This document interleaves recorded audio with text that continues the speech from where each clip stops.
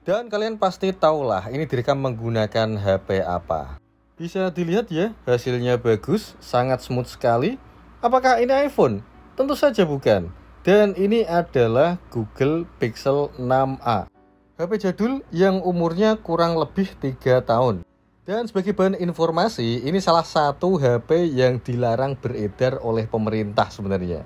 Kalau nggak percaya, coba saja kalian masukkan keyword Google Pixel di search engine-nya Tokopedia atau Shopee. Pasti nggak akan muncul barangnya, kecuali di marketplace Facebook ya, karena ini saya juga dapatnya dari sana. Yang membuat saya heran adalah biarpun HP ini diblokir di beberapa situs ya, tapi harganya malah naik cuy.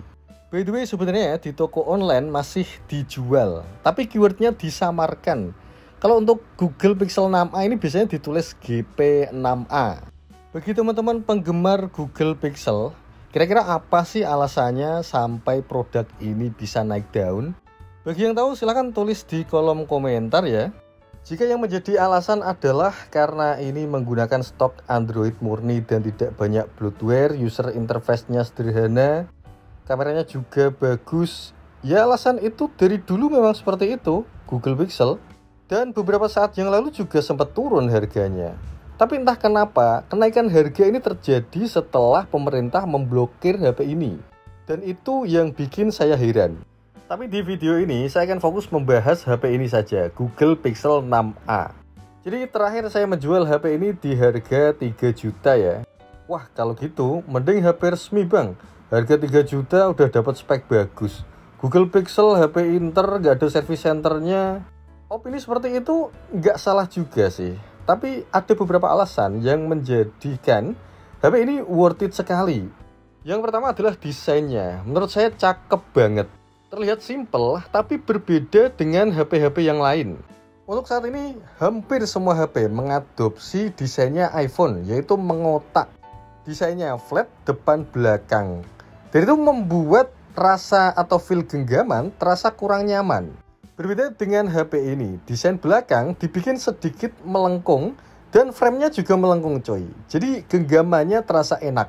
Apalagi karena HP ini compact ya, agak kecil ukurannya. Jadi feel genggamannya terasa enak banget, nyaman digenggam. Apalagi yang warna putih seperti ini ya, terlihat manis saja gitu. Perpaduan antara putih dengan hitamnya terlihat sangat pas coy. Berbeda dengan warna-warna yang lain, hitam misalnya, itu ya biasa aja gitu. Berarti HP ini nggak ada kekurangannya dong bang.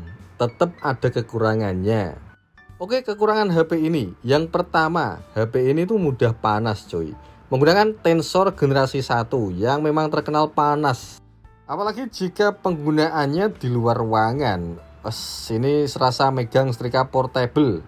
Kemudian yang kedua, HP ini tidak ada fitur face unlock.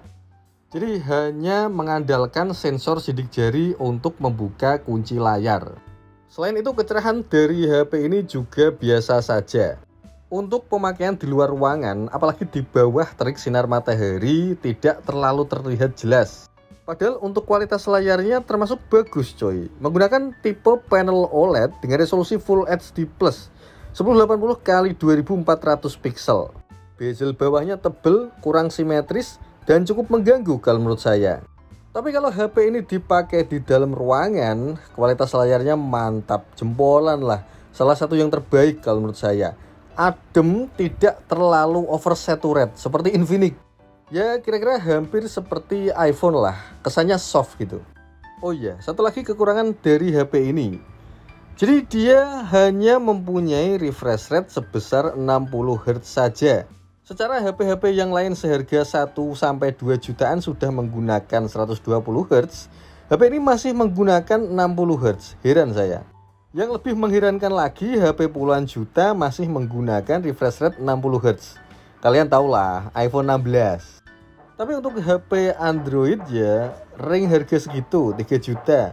Itu sebenarnya bisa sih mendapatkan 120 Hz atau bahkan 144 Hz. Tapi ya udahlah. Oh ya, by the way HP ini sudah di rebrand ya.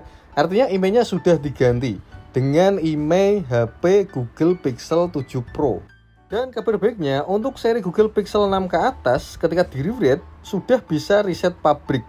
By the way, bagi teman-teman yang butuh jasa rewrite email ya, bisa menghubungi nomor saya yang saya sertakan di deskripsi. Unlock email 3 bulanan juga bisa. Atau yang berhubungan dengan software lah, bisa kalian tanyakan di nomor yang ada di deskripsi. Oke, sekarang kembali ke HP ini. Untuk chipsetnya menggunakan Google Tensor, itu produksi Google sendiri. Untuk skor Antutunya sendiri mantap banget, 800 sampai 900 ribu coy, hampir 1 juta. Kira-kira setara dengan Qualcomm Snapdragon 888 lah. Iya, betul. Kalian gak salah dengar, setara atau sama. Sama-sama sebagai setrika portable. Tapi kabar baiknya HP ini baterainya cukup irit sih, biarpun cuma 3000-an mAh. Untuk daya tahan baterainya bisa sampai seharian untuk keperluan medsos, bukan gaming ya. Dan untuk tipe ini hanya tersedia penyimpanan sebesar 128 GB. Oke, sekarang pembahasan yang paling ditunggu-tunggu, yaitu soal kameranya. Untuk orang-orang yang pernah menggunakan HP Google Pixel, pasti tahulah kualitas kameranya. Saya pun juga setuju kalau HP Google Pixel mempunyai kamera terbaik. Dan tidak hanya kamera, perekaman pun bisa disejajarkan dengan iPhone cuy. Hasilnya stabil ya 11-12 lah.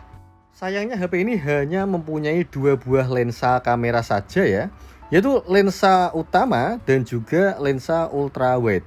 Iya, namanya lensa ultrawide, bukan 0,5 ya. Dan sayangnya tidak ada lensa tele. Jadi ketika zoom 2 kali, itu hasilnya kurang bagus. Opsi atau pengaturan kameranya pun juga tergolong simple. Tapi menurut saya ya wajar lah, karena hanya cukup dengan sekali jepret saja sudah bisa menghasilkan foto yang bagus tanpa edit. Sebagai bahan informasi, unit yang saya miliki ini adalah versi global ya, bukan Jepang. Versinya US, jadi kameranya bisa silent. Versi Jepang pun sebenarnya bisa sih dibikin silent, tinggal diganti aplikasinya saja. Tapi kalau pakai aplikasi kamera bawaan tetap gak bisa, jadi tetap bersuara. Oke, sekarang untuk mode perekaman ya. Jadi HP ini sudah bisa merekam 4K 60 fps dan juga sudah bisa merekam di mode ultrawide 60 fps dengan mode stabil. Dan ini tidak dimiliki oleh semua HP ya. Bahkan sekelas Poco X6 Pro sendiri atau Poco F6 tidak ada mode ultrawide 60 fps-nya. Mode ultrawide hanya di 30 fps. Dan langsung saja berikut adalah hasil kameranya.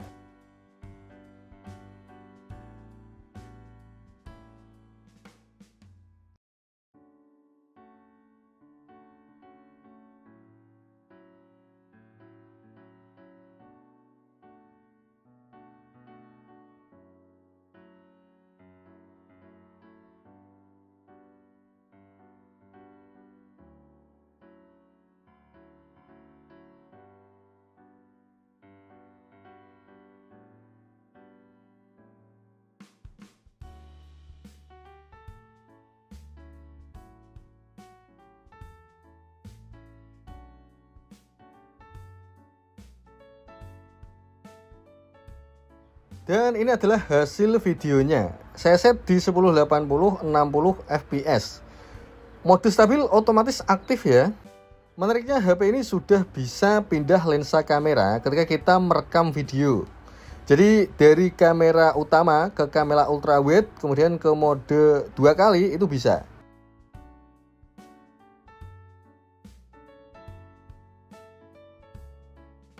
Dan berikut adalah perekaman dengan menggunakan mode ultrawide atau orang-orang sering menyebutnya 0,5.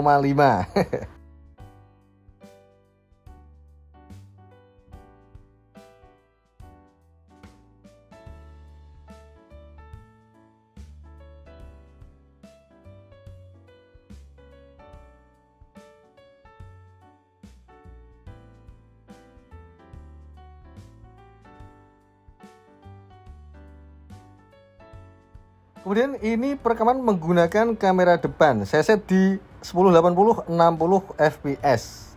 Kira-kira gimana menurut kalian? Mantap gak?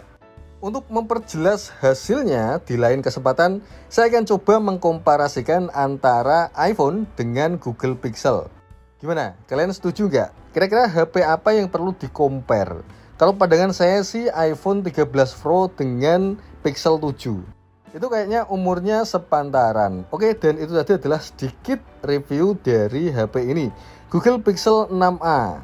Terima kasih sudah menonton video ini sampai akhir. Jika kalian suka silahkan like dan dukung terus channel kami dengan cara subscribe. See you guys. Assalamualaikum warahmatullahi wabarakatuh.